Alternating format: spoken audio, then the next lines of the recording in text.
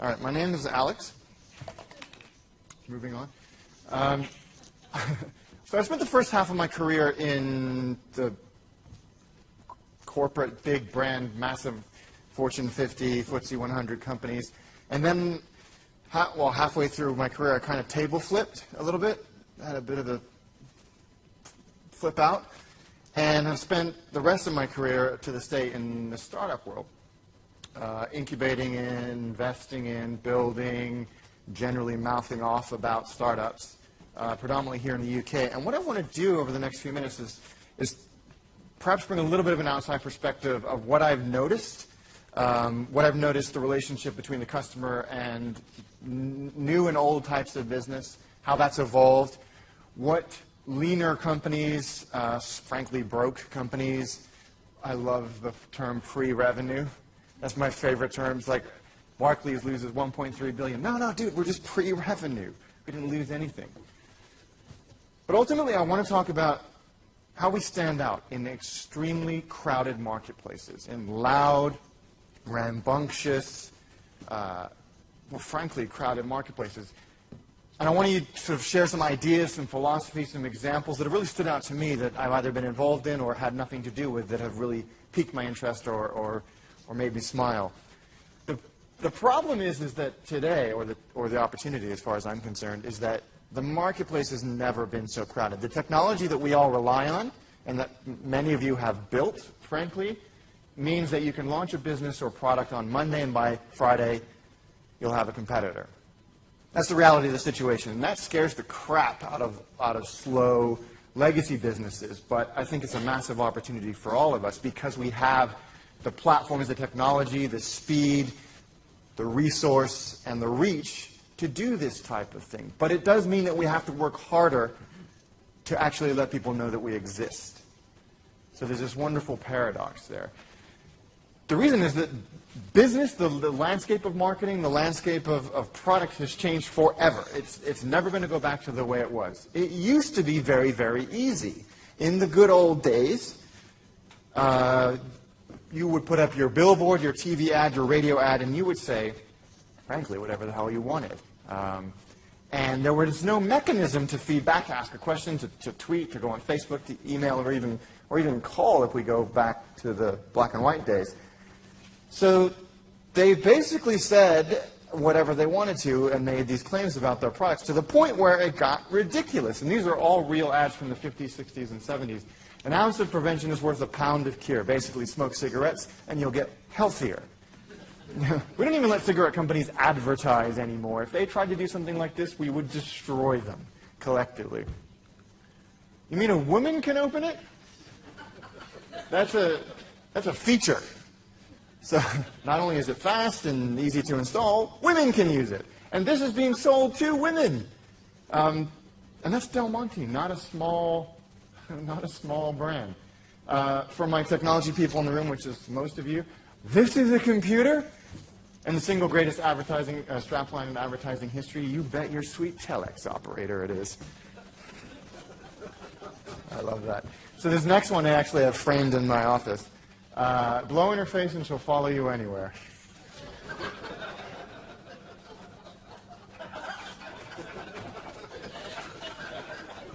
Ladies? Is that true? They're no longer in business. Now, look, if for some reason you don't believe a message coming from a brand, then you will believe a message coming from legendary American comedian Bob Hope in one of the creepiest pictures I've ever seen. And if Bob says smoke Chesterfield cigarettes, then you're going to smoke Chesterfield cigarettes. Now, if for some reason you don't believe Bob Hope, you've got some issue with celebrity endorsement, then you will believe your doctor. And if your doctor tells little Timmy there to smoke Camel cigarettes, little Timmy's going to smoke Camel cigarettes. You're all like, should I laugh at that? Is that funny? Yes, it's hilarious. But that's how they did it. They said whatever they wanted. We never questioned it. We never had the mechanisms. But now, that's all gone. We, as a generation, and God knows the born digital generation, just do not, they see right through it. They know exactly what's going on. They know exactly that they're being manipulated. So what exactly happened here? Well, that relationship between brand and consumer or customer, be the internal, external, doesn't matter what shape they take, has changed forever. It's never going to go back to that type of conversation, that monodirectional misinformation. I'm going to get a little theoretical, but stay with me, I promise. We'll go back to the goofy pictures in a minute. I'm sure that you have all seen this diagram or a manifestation of it. It's the classic consumer behavior funnel. In the past, when a consumer was going through a purchasing decision, they were taking lots of potential brands into consideration and then slowly narrowing them down methodically until they settled on the least crap and then bought it. So we marketed accordingly. It was essentially the right message at the right place at the right time. So we would do big billboards or TV or newspaper ads for brand awareness, side-by-side product comparisons in industry journals or magazines, and then price or discount-based promotion to nudge people over the line, buy one, get one free, 10% off, blah, blah, blah. Post-purchase, the relationship with the brand was almost exclusively focused on use and service. So when I bought a lawnmower, my relationship with my lawnmower, a bit weird, but my relationship with my lawnmower was when I used it and when it broke, and then I took it into the service or replaced. That is gone, or is almost gone. Now that customers will make that purchase decision way before they ever walk into a store, pick up a phone, or send an email. And this is a good thing. This is a very good thing. We're not systematically narrowing down our choices to come to a decision. Products and brands and services are coming in and out of contention over an evaluation phase that takes a lot longer and includes orders of magnitude more information because we have it at our disposal. Post-purchase, and this is where it gets really interesting, that relationship becomes open-ended. We share experiences online with people we know and people we will never know nor never meet, which is another wonderfully advanced step in the way that we relate to brands. Importantly, the moment at which we can influence that decision to make a purchase has also fundamentally changed. In the good old days, we put a lot of emphasis on the consideration phase, so big advertising campaigns that cost 7 figures, and on the purchase phase. So we were doing whatever it took to get people to buy, and which was sabotaging our own bottom line with these deals and these discounts and these promotions, which isn't effective, especially in the ultra-competitive marketplace that we're in now. What we've found over the last 10 years is that by helping the user through that evaluation process, giving them all the resources they need to make an informed decision, and then help them be our advocates, spread that positive word of mouth seamlessly and frictionlessly when they have these repeat interactions with us, is extraordinarily powerful.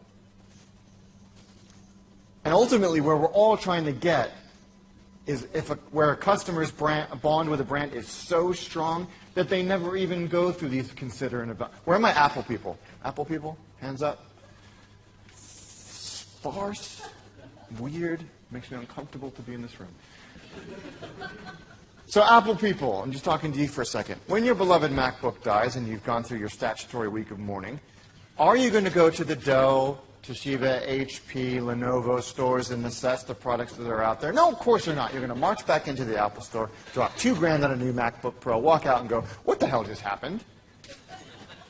Apple are one of the very few companies on the planet that when you have a positive relationship, you get into this wonderful thing called the loyalty loop, where you never even consider what else is available to you. We all have our own reasons for doing that. I think I might share one of them with you later, if you feel happy. I see more hands in the air. So there, it's very important, so I made it sparkle.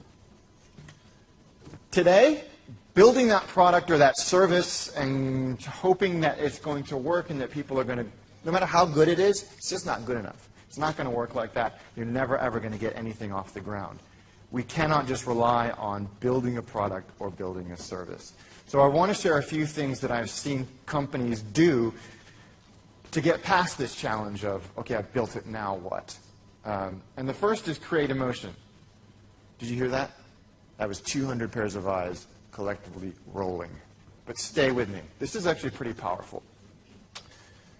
An emotional, so I'm big into loyalty. Loyalty is one of the things that I am really, really passionate about. The psychology of loyalty, why we make the choices we do about certain brands, certain purchases.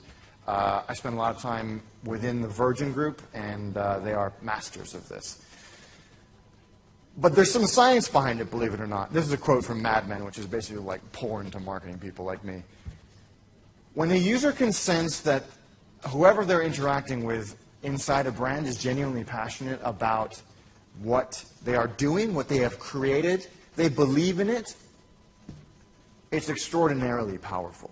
Because it connects on a human level, and relationships, be they with a person, an animal, or a brand, are based on emotion. They're not based on reason. There's a very interesting Canadian neuroscientist called Dr. Donald Kane, and I'm doing his research a disservice here by simplifying it so much, but he ultimately concluded that in these types of situations, emotion is far more powerful than reason, because ultimately reason will lead to conclusion. Okay, product does this, great, and now I'm going to walk out of the store. Where emotion leads to action, and action is exactly what we're wanting people to do, right? We want them to buy. We want them to pick up the phone. We want them to do something, not just make a conclusion in their own mind and walk out, or put the phone down, or not actually do anything. I realize y'all staring at me like, what the hell is he talking about? Let me give you an example. I'll ask you a question. We'll do a little audience participation. I'm kidding.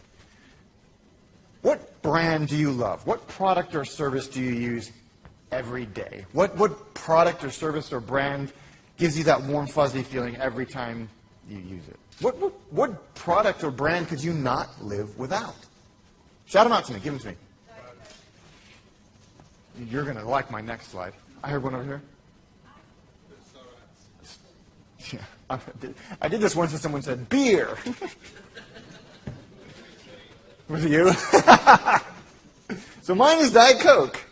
And to me, there's absolutely nothing better in this world than a cool, crisp, refreshing can of Diet Coke. No, they're not paying me. I know it's going to hit the spot. I know it's going to taste the same no matter where I go in the world. I am 100% brand loyal to Diet Coke.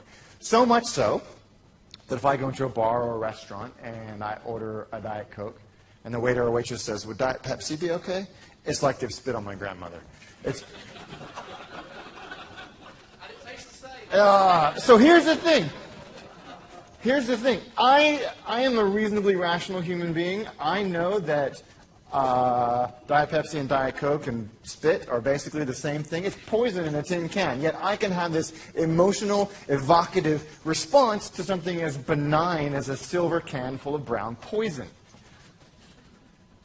So within any sector, any segment, any consumer brand relationship, there is the opportunity to have this passionate, emotional response to the point where I won't go to restaurants that have Pepsi because it's the devil's work. When in reality, the reasonable side of my brain is like, they're the same thing, dude, and you shouldn't be drinking either of them. The second component, I think, of this, and this often gets overlooked, is the sense of individuality, the sense of using technology to create relevant conversations and individual conversations. We've had for years, over a decade, the consumer technology to allow us to do this, and yet hardly anyone does it well. There is a hotel in New York that I first went to about 7 years ago. You know when you go to a hotel and you first check in, you have to fill in like this form, name, address, passport number, email address, whatever. At the bottom of theirs, it was, what are your favorite snacks? I was like, weird, okay. Blah, blah, blah, Diet Coke, obviously. The piece of paper was taken away, and I completed the transaction. By the time I got up to my room, there was a basket of my favorite snacks, a handwritten letter welcoming me to the hotel, and a fridge full of Diet Coke. I'm never staying at another hotel again. But here's which is a nice thing, you know, you feel it. welcome, you feel at home, there's some creature comforts there that are specific to you, not just a basket of inedible fruit. It was a nice gesture. But here's the thing. Every time I go back to the hotel, they remember. And let me give you an example. You're like looking at me going, and? It's the equivalent of me coming up to, I love your shirt, so I'm going to pick on you. And I introduce myself, and you tell me your name, Raymond, and I walk off, and then 30 seconds back, I come back and go, hey, I don't think we've met. I'm Alex. And you're like, dude, 30 seconds ago we just met. You're kind of a dick, right? It's basically the same thing. They remember, and of course they ask me, hey, do you still love these things? Of course I do. But it's remembering that we've got this ongoing conversation, even if it's been 18 months since we've last spoken. So they're acknowledging this very, very important but often overlooked thing, that the transaction is not nearly as important as the relationship. They may lose a few dollars on upselling me crap to my face, but if they can get me as a repeat customer for life because they're focused on a relationship over a single transaction, they're going to make up that loss 10 times over the life of our relationship, of our transaction. Good brands focus on the relationship, not on the individual, on the maximization of the transaction. I travel a lot, way too much. I'm a gold card holder on Virgin, not because I used to work for their parent company, but because I travel way too much. And I usually travel in the cheap seats and not in the pointy end. So I earn that status the hard way by flying a lot. Now, one of the things that Virgin Atlantic gets right is no matter where I am on the plane, I'm seat 72B, middle seat next to the screaming infant, somebody will come back from the in-flight team and go, hi, Alex, thanks for flying with us. It's good to see you again. Alex, not 72B, not sir, not frequent flyer 7968494. Alex. And then they hand me a glass of champagne. I don't even like champagne, but I'm going to drink that shit because I know where it came from. I know what had to happen for a piece of data in a separate loyalty system to the reservation system and to the flight manifest system, for that to get all the way to the flight crew, for them to know that I have this particular status within their organization. But then, and that's a technology challenge, it's also a little bit of a process challenge, but then the environmental, internal culture to then do something proactive with that data. Now, I don't know how many of you have flown on Virgin Atlantic ever, but they can't compete on physical product. I mean, if you've flown on Singapore Airlines or Emirates or Cathay Pacific or any products up here, Virgin Atlantic, okay, here. So they have to do little things like this, using what they know to create customer delight. And that is why I continue to fly with them, quite frankly, because they do these little things that make me feel completely amazing. Before I get into that, I just want to tell you something that kind of one of the reasons why I'm an Apple person. So I am an Apple guy. I haven't always been an Apple guy. I'm a big fan of Microsoft as well. But I have been an Apple guy for about 6 years now.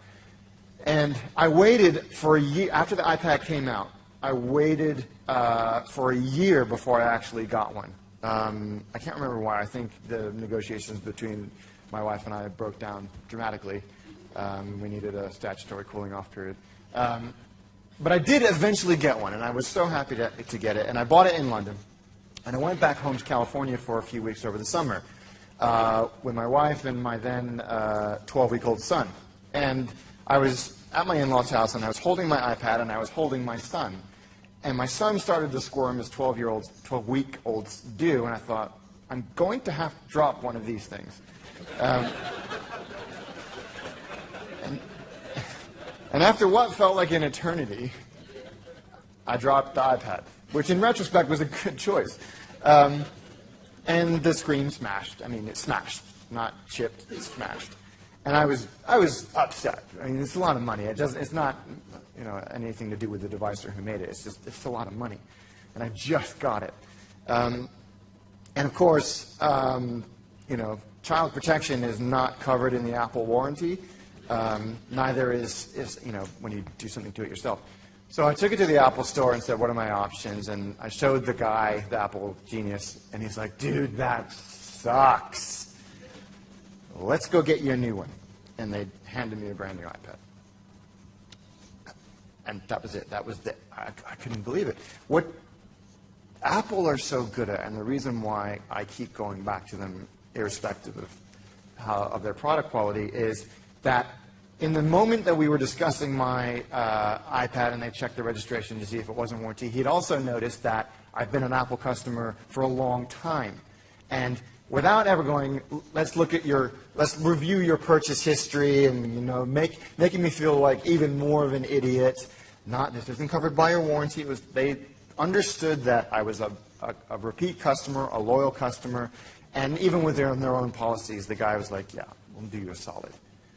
So they were using exactly what they know about me to create a moment of delight, which is another reason why I continue to use them over anybody else. It's not hard to do. We have the technology and the data available to us.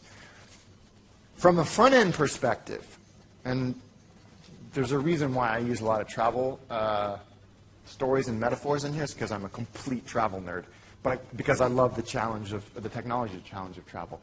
EasyJet, whatever you think of them, are very, very good at this. Their website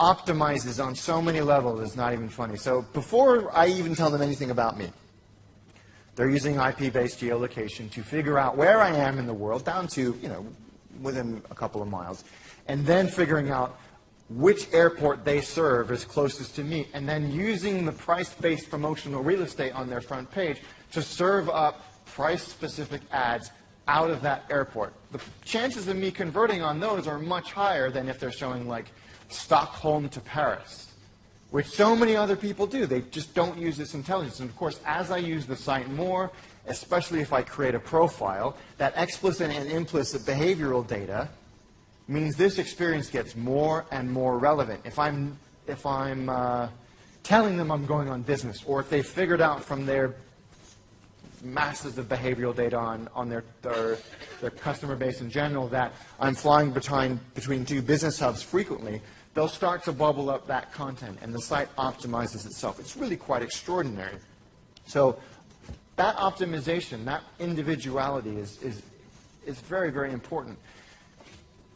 At an individual level, it's great, but here's the thing. At a macro level, if we're doing these one-on-one relationships, be it online or offline, patterns start to emerge.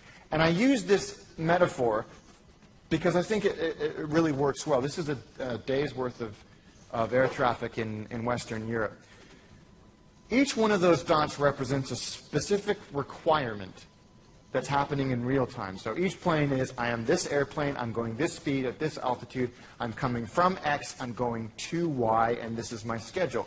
Every single one of those needs, those requirements, has to be understood, interpreted, acted upon, and passed on to the next point in the chain in real time, while we're all sitting at 36,000 feet, 600 miles an hour in a tin can, using 40-year-old technology.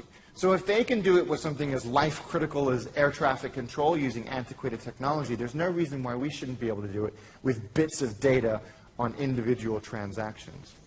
But then we get to see these wonderful patterns emerge of how people are using what we provide, whether they tell us that or not. And of course, it all comes full circle, and those big data patterns can then help us refine those individual experiences.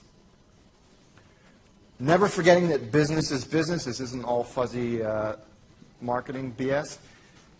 All of that can lead to increased conversion because we're using our real estate and our moments with the customer, which are increasingly rare, more efficiently, and we're optimizing in real time. Repeat business because we are having these individual conversations, and ancillary revenue because we can sell additional products that a customer might actually need based on what we already know about them, not on random guesses. Anyone know what that is? It's a thermostat. This is another one that gets often overlooked. And I don't care if you think you are in an unsexy business, but you're not. But I have given this example to people who think they're in unsexy businesses and convince them that they can absolutely do this. And it's the ambition to actually create a sense of, wow, a sense of magic, a sense of, this is neat. I enjoy using this product or service or interacting with this business.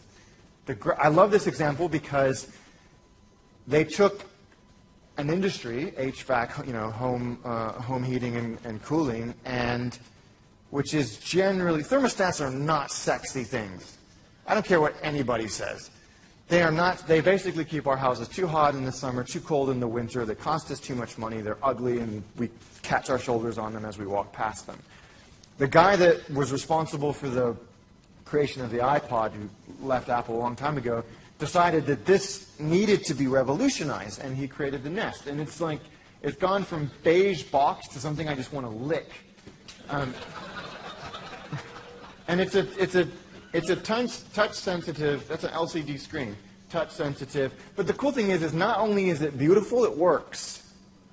Amazing. It learns your patterns of behavior, so it knows generally when you're going to be leaving the house for work and when you're going to be coming home, adjusts accordingly. Of course, you can control it from your smartphone. So it does that wow, it complements what we are used to aesthetically, but it also gives us our or satisfies our lust for quantified self data, and also saves us money. So there is an opportunity to do this in something as mundane as thermostats. It can be applied to almost any industry. I love this quote, Arthur C. Clarke, any sufficiently advanced technology is indistinguishable from magic. Translation, I don't care how it works, frankly, as long as it works, as long as it makes my life easier. You could create the single most uninteresting SaaS application ever to grace the internet, but if it means I can go to lunch half an hour earlier, you are God as far as I'm concerned. And that's exactly what we're striving for, is that differentiation. Because if the customer is interpreting it as this kind of magical, wow, I actually don't hate using this product, that word of mouth spreads extraordinarily quickly. I learned this in an interesting way. Frankly, I was taught this. I was part of the team that founded Virgin America, which is a domestic airline based in the U.S. I joined when we had no airplanes, no license to fly. I mean, so we're not kind of a crappy airline, frankly. But I got to be part of the definition of the product. I ran all the digital stuff there. And one of the things I was most fortunate to join, to be part of as I joined, was the definition of the Virgin America brand, the mission. So how many of you have flown domestically in the United States? So a lot of you. So you know it's like slamming your hand in a car door over and over again. It's not a fun thing. So we wanted to, our mission was to create an airline people love, an American airline people love. And people were like, create an American airline people love? Not possible. Perfect, that's going to be our mission then. Out of that mission came values, brand values. I'm sure you've gone through an exercise like that. But one of the things that we realized was, very early on, okay, this is the state of the physical product of an American airline. Homogeneous, uninteresting, dull, insulting almost. We figured, yeah, we could beat, with a little bit of money, a little bit of investment, we could beat that with this. That's the inside of a Virgin America airplane. Mood lighting, Wi-Fi, live TV, you order your food. These are all Linux boxes. They're not screens. They're not they're not done. They actually are functional Linux boxes. There's a server in them. Several servers in the bottom.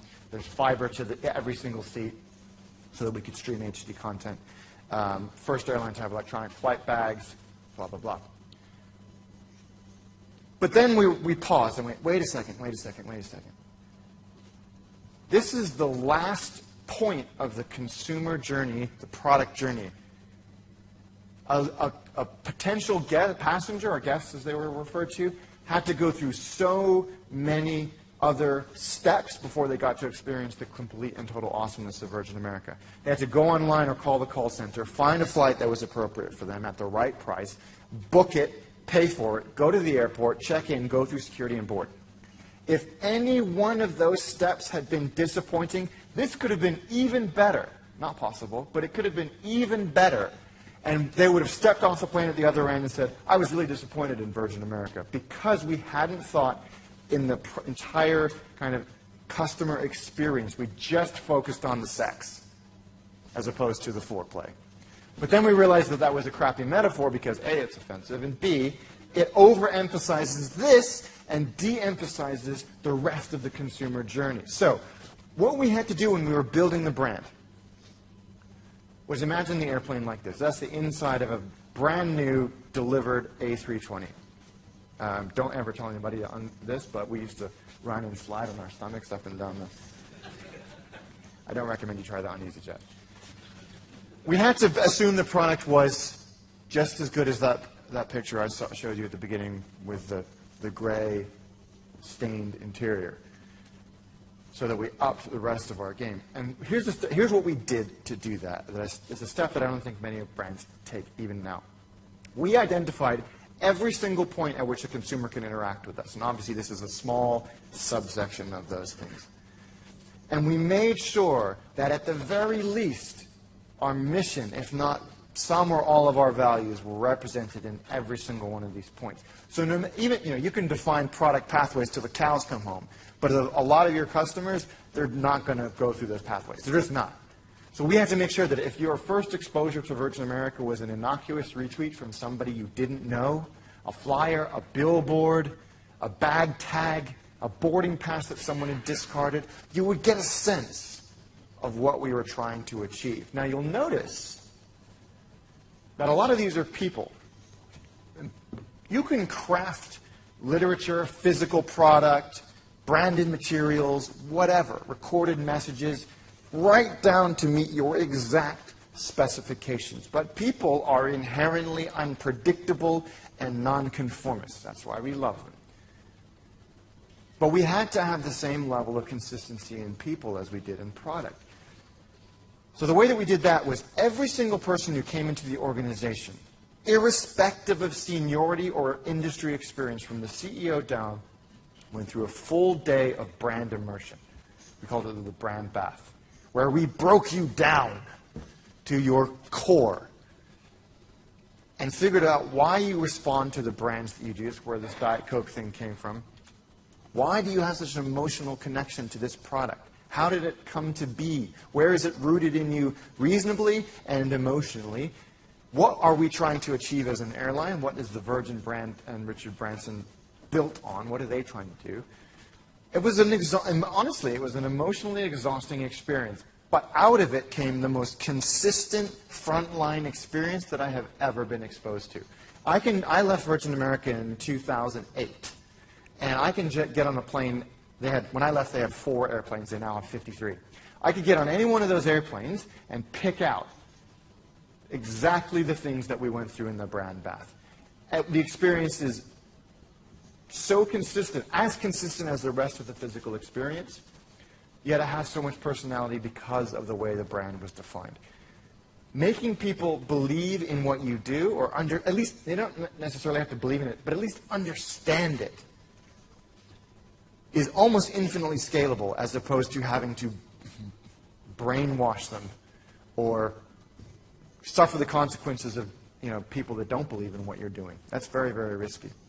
And it works very well. I don't know if any of you have flown on Virgin America, but I strongly encourage you to do that. And there will be a point where the rest of the U.S. domestic experience catches up on the product. They'll have Wi-Fi. They'll have mood lighting. They'll have live TV. They'll have better product than us. But will they have the same level of personnel brand experience?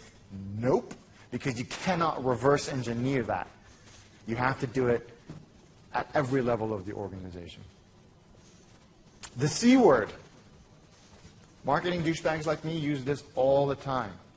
Overuse it, but I'm a big fan of it. And when I say community, we're not talking about online. Well, it includes online communities, but it is not defined by or exclusive to online communities. We are talking about the people that are interested in what you do.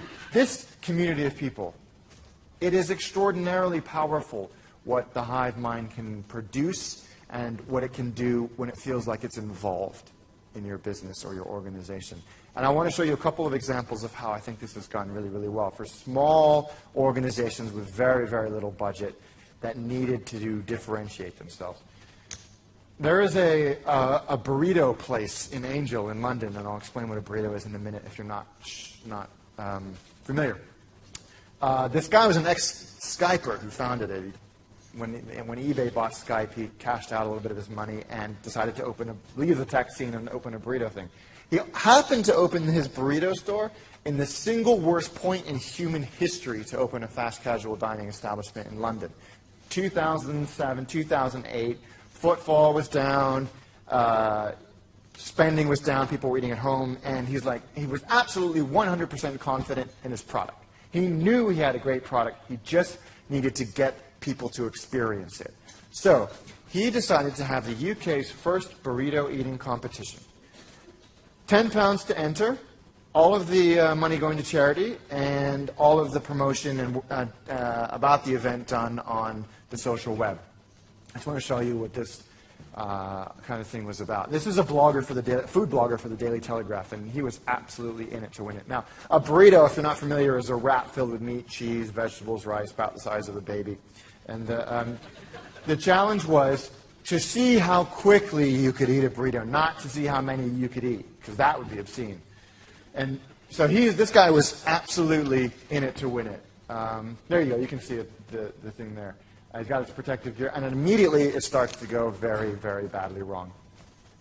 Oh no. Hold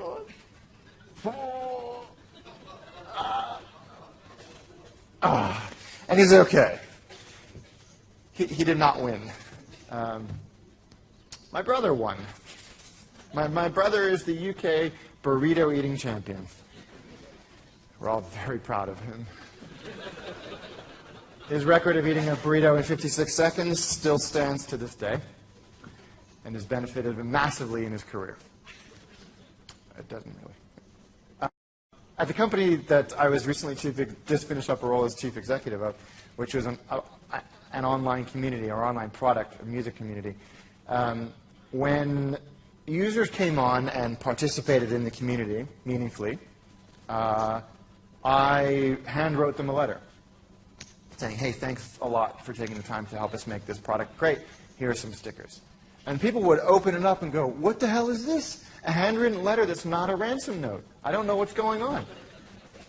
And it exploded all over Twitter and Instagram and Facebook. People were like, check this out. Who does this? This is so awesome. And it took me half an hour on a Friday morning to knock out a few of these to our newest users, our most loyal users. It didn't really matter, but it just created that moment of delight. And they were talking about it constantly, going, I can't believe you guys did this. This is so neat. Cautionary note here. This is extremely effective. And if you're going to do anything like this, which I would encourage you to do, even if you only send one, the reaction you get will be worth it. Do 200 handwritten notes over 20,000 dear sir or madam letters, emails, because you look like a jerk if you do that. Dear sir, dear valued customer. Well, you've just totally contradicted yourself. I'm not a valued customer because you don't even know my freaking name, right, Raymond? Now, I get there's transactional things that have to go through, but there's ways to hack that as well. I'm talking about outside, like, dear sir and or madam, thank you for being a customer. Love, brand. Piss off. Don't even bother sending that type of stuff. It does way more damage than it does good. And from a technology perspective, it's a lot riskier because I got a letter from my bank which was, Dear Null. I know enough about programming to realize how elementary a mistake that is.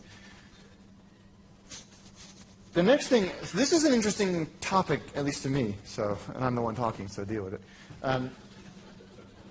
For the longest time when it came to digital marketing, which is a term I bristle at, I'm not a big digital marketing guy, it was always presumed and assumed and preached that online was one thing and offline was another, and never the twain shall meet, and you have different conversations online as you do offline. which is just not true anymore. There is an expectation now that if I start a conversation with you offline, I should be able to bring it online and vice versa. And it's not nearly as hard as it sounds, but that is very gray area now and that should be respected. And the only way to solve that is through intelligent use of technology. And I want to give you some examples of how I've seen this work very, very, very, very well and powerfully in what might seem innocuous circumstances. So Four Seasons Hotel, big international brand. A chap sent out a tweet saying that he was looking forward to going to this hotel and using their spa. Within moments, he got a reply asking if a reservation would be helpful. That's it. That's the end of the case study. It's not really, but it could be, because it's better than 95% of businesses do. An actual contextual, timely response from a big brand is irritatingly rare these days. When this gentleman got to his hotel, there was a handwritten note saying, "Dear Mr. Marzano, welcome. We hope you have a fantastic / tweet-worthy visit. Please call or tweet if we may assist you with any special requests." So, taking an online conversation offline, using context, addressing him by his name, referring to the initial part of the conversation. We understand that we had this conversation on Twitter, and we get that. We've met before.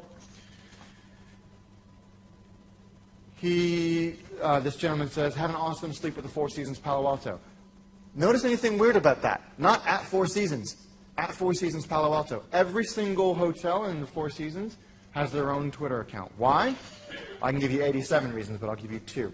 1, same time zone, no-brainer. Local, immediate knowledge of what's going on around them. Much, much easier to interact with a customer if you're awake and they're not. He immediately, so great bed, and I'm loving the bathroom. Good morning, glad you slept well and are enjoying your room. Let us know if you need dinner reservations in Quattro tonight. So never forgetting for a second, this is a business, and they're upselling him. Ancillary revenue. Never forgetting. So this is an extremely well-trained person. When he arrived back that night, there was another handwritten note saying, "Dear Mr. Marzano, you are correct. Our bathrooms are amazing, and our deep soaking tubs are divine. Hope you can enjoy a soak before heading home. Have a safe journey." Now, this is awesome because, yeah, okay, it's funny. It's referential to back and forth between online and offline. But they also understand the context of his visit. They know he is checking out tomorrow, and they refer to it. So investing just a micro moment's more time in the relationship, and then they give him 50p's worth of bath soap. But it's a physical thing. It's like a gesture that is really, really powerful. It costs to them nothing. I need to print out my boarding pass. Can I do this downstairs? And what is the best way? So this guy has already figured out the fastest way to get in touch with these guys isn't to pick up the phone or even go downstairs. It's to tweet at them. And, of course, they give him, they say, here's the practical information. And unspoken, we know you're leaving tomorrow, so have a great journey. Amazing. This is something that Mr. Marzano said. To my astonishment, when checking out, the sweet lady tweeting for the Four Seasons Palo Alto came to personally wish me a safe trip home. This completed the experience. People talk to people, not brands. If you write anything down from the stuff that I've been spewing, please make it that. People talk to people, not brands. It really is an extraordinary example. It was almost like a reveal, like something out of This Is Your Life, where she emerged from the curtain and it was like, it's me all along. But she was there in the building. And I think we cannot overemphasize that enough, how important that is, that she was there. She understood exactly what was going on.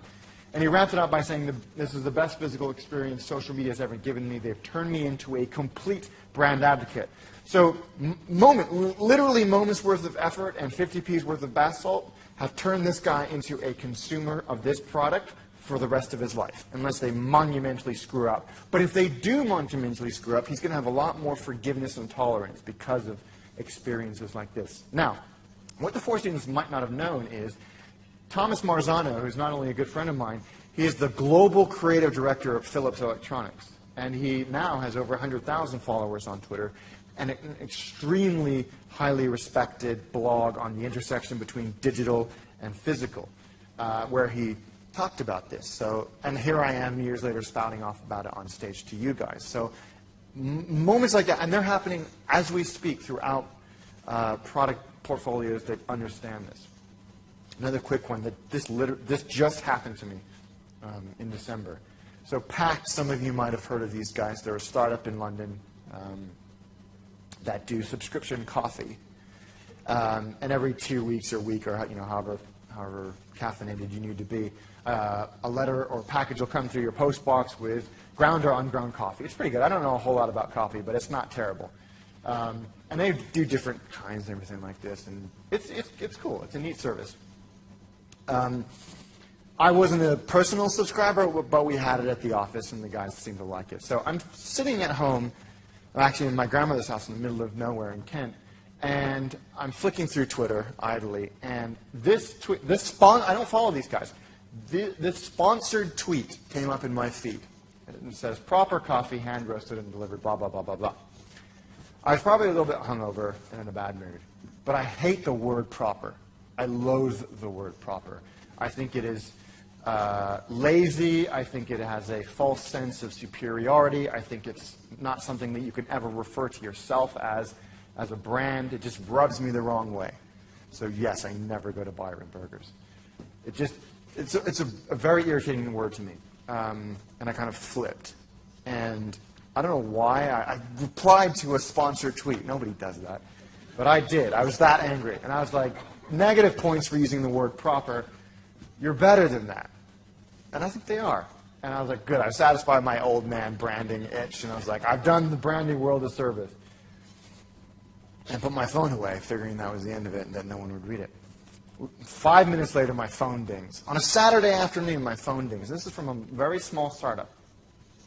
So sorry, we didn't mean to sound snobbish, just looking for a word that conveys good taste. Maybe just tasty. Love Pact. And my philosophy on all of this is, if you are confident in your product, if you believe your product is good, you have every right to project that confidence, if you actually believe what you're creating. Just as confidence in a person is attractive, confidence in a brand is extraordinarily attractive. That's one of the many reasons why Virgin has been able to appear way bigger than they actually are, because they're so confident. So I just simply replied saying, I think you could actually refer to yourselves as great. It's great coffee. Proper coffee just makes you sound like a jerk.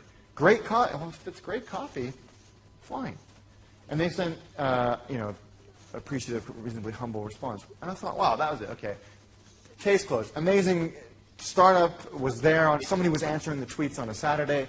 They understood. They didn't get in some slap fight with me. This was on December 22nd. December 21st, Saturday. On the Monday, December 23rd, when everybody else had chipped off on their holidays, we get to the office and there's a box waiting, a recycled Amazon box, absolutely filled to the brim with Pact coffee. And I was like, they didn't. They couldn't have. There was a Christmas card in there. It said, Dear Alex, we hope you and your loved ones enjoy this over the festive period. Great coffee, sent fresh, love Pact. And I was like,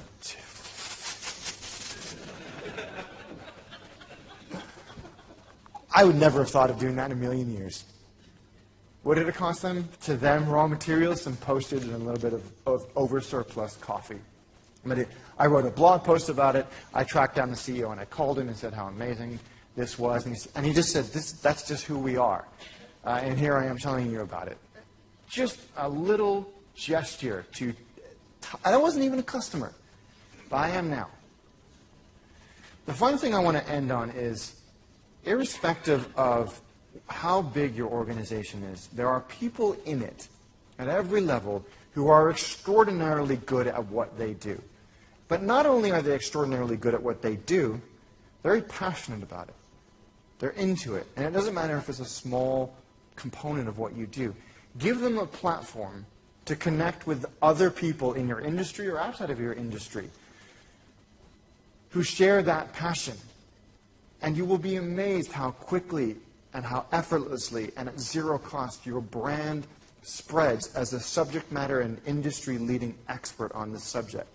If you have someone in your organization who is passionate about database optimization and you have no idea what a database is, that doesn't matter. Get them up on stage. Get them blogging about it. Get them tweeting about it. For God's sake, don't let your chief executives blog, because it will be, almost without exception, excruciatingly uninteresting. But there are people, and they won't be talking directly about your business, which is good, but they will be talking about the component of their job that they are passionate about. They may be funny, they may be knowledgeable, they may be articulate. It doesn't matter. But give them a platform to expose themselves first, and then, not literally expose themselves, but expose their genius, and by virtue of that fact, by association, your brand. Ultimately, when somebody is coming to your business for the first time, you're setting an expectation of what they're going to get throughout the rest of your relationship. You have to set that well, and then you have to exceed it every single time. I'm going to end there. Thanks a lot for your time, guys.